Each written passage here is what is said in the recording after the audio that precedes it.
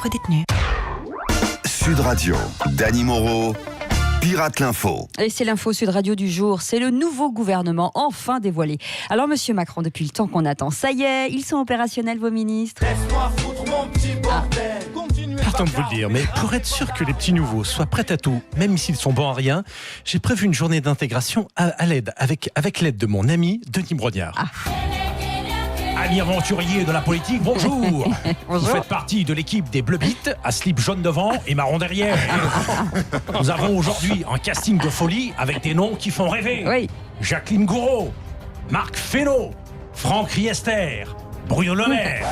Non, moi je fais partie des rescapés. Pardon Bruno, c'est vrai qu'avec votre collier d'immunité, en feuille d'impôt, vous êtes intouchable. Et bien justement, Denis, comment se passent les épreuves d'intégration ? Pour Édouard Philippe, ce sera l'épreuve du poteau immergé. Oui. Le Premier ministre devra rester droit dans ses bottes en caoutchouc pendant que les habitants de l'Aude lui jetteront des seaux d'eau à la tronche. Ouais, ça ressemble un peu à un biseautage. Mais bon, écoutez, Christophe Castaner, qu'est-ce qui vous attend à l'intérieur ? Maintenant que je suis à l'intérieur, Ouais. je vais faire le kéké et des parties de poker 24 heures sur 24. Ah bon ? Mais pour les détails techniques, je passe la parole à mon gilet pare-balles, mon secrétaire d'État, Toufik Nouniez. Tiens, c'est vous, Toufik. Ah bah ouais, bouffonne, le président voulait un expert du grand banditisme. Avec Toufik Nouniez, casting réussi, hein. Pour l'épreuve du bizutage du ministre, on a fait simple. Castaner va devoir tenir 24 heures dans la cellule de Redouane Faïd sous une burqa avec un gyrophare sur la tête. Ah oui, effectivement. Jean Lassalle, bienvenue sur Sud Radio. Vous venez voir le nouveau ministre de l'Agriculture ? Oh beau Dieu. Tu l'as vu le bestiau là, Oui. Didier Guillaume quoi. Oui. Une truffe socialiste qui a été nourrie au sein par François Hollande.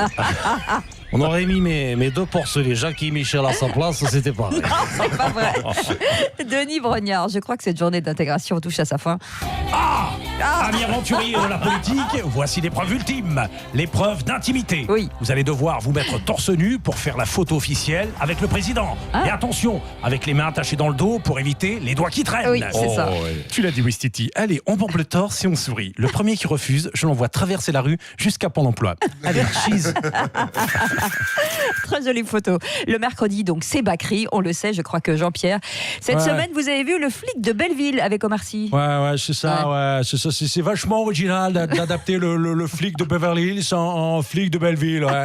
Omar, la prochaine fois, là, si tu refais le Hamlet de Shakespeare, comment tu vas l'appeler? Omelette, c'est ça? Omar Sy vous répond, Jean-Pierre. Ah ben dis donc, Jean-Pierre, tu es grognon. Pour une fois que j'ai une gamme de jeux très variée. À un moment, je sors d'une voiture et je fais... Il y a aussi la scène du resto, quand le serveur prend ma commande et je lui réponds... Stop les mecs, stop, c'est Axel Follet, le vrai flic de Beverly Hills. Et Omar, mec, c'est quoi ce putain de foutoir de chiottes de film, hein? Tu veux me faire honte, mec? C'est pas une comédie, c'est une tentative de suicide. Putain, Omar, arrête de te marrer pour rien, là. Il a raison, Axel Folding, là. Le scénario, ça vaut même pas un paquet de clopes de contrebande vendus par des Roumains à la sortie du métro Barbès, là. Ouais, donc, quelle ambiance. Du coup, Jean-Pierre, est-ce que vous pouvez nous donner une seule bonne raison d'aller au moins voir ce film? Bien sûr, on apprend au moins un truc, c'est que Omar Sy et Zemmour partagent un point commun. Ah bon Ils ont tous les deux séché les cours d'anglais au collège. Merci, Jean-Pierre. Bon, allez, moi, du coup, je vais aller voir le dessin animé du Yeti, là. Lui, au moins, il me fera dresser les poils. Hein. Ouais, c'est ça. Ça. La bonne humeur du matin. Merci, Jean-Pierre. Et on termine le mot de la fin avec Jean-Luc Mélenchon. Eh oh les gens là, vous avez vu ça là, pour fêter sa nomination là? Ouais. Castaner il a envoyé des poulets perquisitionnés chez moi au siège des Insoumis là. Et ils ont débarqué aux aurores? Bah bien sûr les gens, et une perquisition à domicile quand on s'y attend pas, c'est comme un toucher rectal par surprise. Ah oui. Ah ouais, attends, j'étais en robe de chambre en train de bouffer mes chocs à pic là, tout en écoutant le best-of des discours de Georges Marchais. Je leur ai dit, allez-y, fouignez dans mes affaires, vous trouverez rien. Et si vous cherchez des traces de liquide versé en cachette, prenez donc mon slip. Et qu'est-ce qu'ils ont emporté? Tout, les disques durs, les ordinateurs. Mais heureusement, ces sagouins n'ont pas touché aux idées de la France insoumise. Ouais. Je les avais notés sur un post-it.